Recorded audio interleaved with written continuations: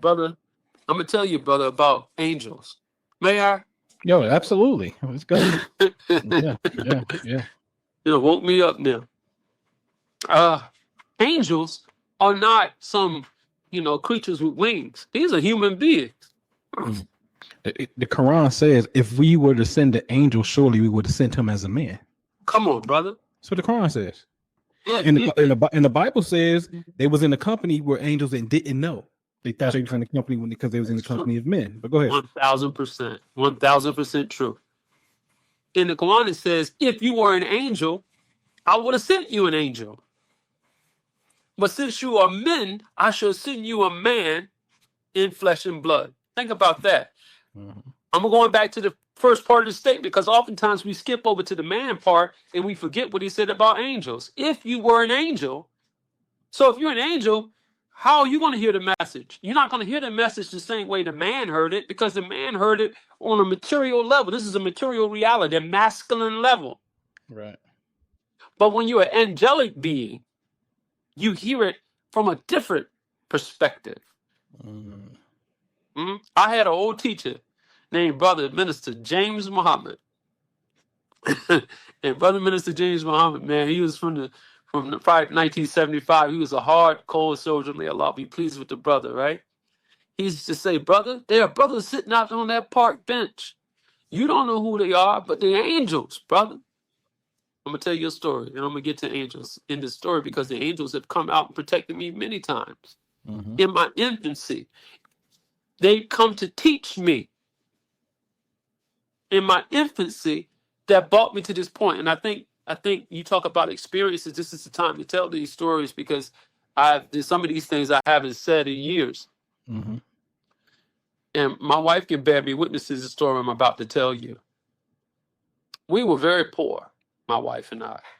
And we had a little baby, Khadijah. You know my daughter, right, beloved? Yep. And my daughter, Karima. And I was a young minister in Atlantic City in my early 20s. I didn't have a lot of cash. You working in the mosque back then, and you go to work, and you might call somebody a devil, and you end up not without a job by the end of the day a couple of times, right? So I would go buy a bag of fish, and my wife would fry it and make fish sandwiches. I think I revolutionized the carrier bags that they have today because we used to make our own carrier bags back then. This is in the 90s, brother. Make our own carrier bags, and I would go to the barbershops, right? And I would sell fish sandwiches and bean pies, hot fish sandwiches. They were still warm, right? And bean pies. And then if I had anything that at the end of the day, if I'm out, I would go to the park. They used to call it Needle Park in Atlantic City, New Jersey, because this is where all the brothers who was on heroin, troubled with drugs and stuff would be sitting in the park. And I would go sit in the park with these brothers. And a lot of them were old soldiers prior to 75, and they would just talk to me and share knowledge with me, and I would feed them, and we'd talk and just build. They were my brothers. They were my friends. I didn't see them like people call people bums. I don't use that terminology because they just had a rough spot in life. Yeah. Right? Yeah.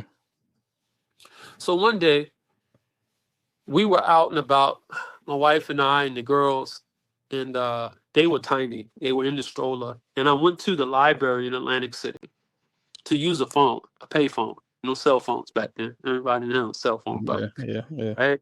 So I go to reach for the phone to make a phone call, and this man, this Caucasian fella comes out the blue. I don't know where he comes from. He reaches over me and snatches the phone out my hand. And my reaction was to parry the hand coming across my shoulder and move to attack, right? To protect my family. Brother, before I could touch this man, the homeless people had him. They literally snatched him up, took him out into the street, and began to go to work. I had to intervene and stop them. Right. The angels came down immediately to protect me. Right. And I can hear my voice, the brother's voice in my head right now. Don't you touch him, right? And I said, oh, brothers, no, because I didn't want, any of them to get in trouble. And this guy, he got up and they made it clear, don't ever touch me. Angels are human beings. One brother would come by the temple and he would ask for me. And they would like, go get Brother Angelo. And I come to the door. I said, oh, something like, brother, how you doing? He says, I have something I want to show you, brother. I said, yes, sir. And I would take time with him. And people would say he was a little, I said, brother, I think he's a little bit off. I said, brother, I got it. Right? We would go and we sit down and we talk. This is before I was a minister. And he would show me. That was the first brother that taught me how to write Arabic. Just, he said, I want you to look at this, brother. See how this is made? I want you to see this. And he started showing me stuff. And that was that was 35 years ago.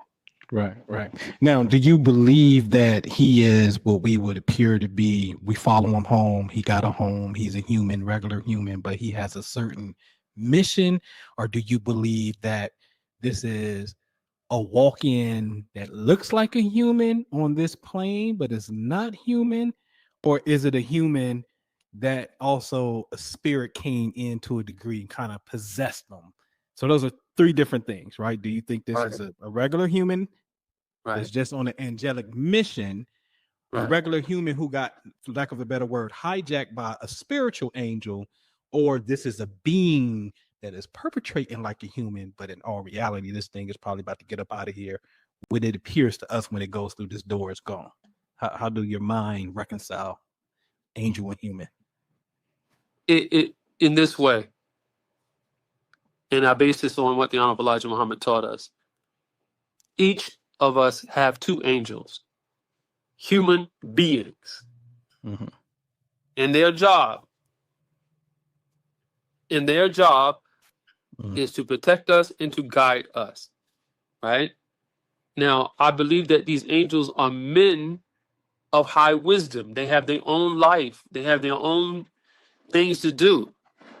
But yes, thinking about what you just said, yes, there's a spirit in them that inclines them to you. There's an electromagnetic pull, if you would, like Yakub playing with two pieces of steel in the sand. There's a connection between you and this being that you had no idea existed until this being is present in your life. And when he or she becomes present in your life, now it's time for them to share what they've accumulated